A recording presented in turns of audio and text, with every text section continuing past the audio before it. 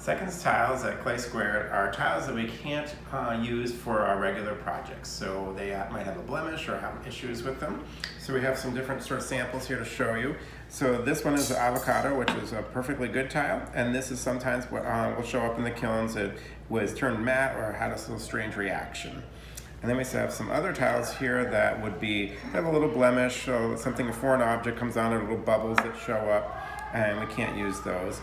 And sometimes when we're making the tiles, we might drop it, or as they're touching each other, we chip it and break it as we're moving them around. And then lastly, we have little drip tiles or little lines that show up for whatever reason. And they turn out to be great tiles for other projects, just not for the ones that people order. So how do you purchase Seconds tiles? So first, you can purchase our tiles right online, or you can come into our showroom and we have an entire display of them that you can purchase. And then they come in basically three different sort of options. One is picking up a whole bunch of colors in either one size or multiple sizes. Some people just want to have the colors being one color and one size, or multiple different sizes as well.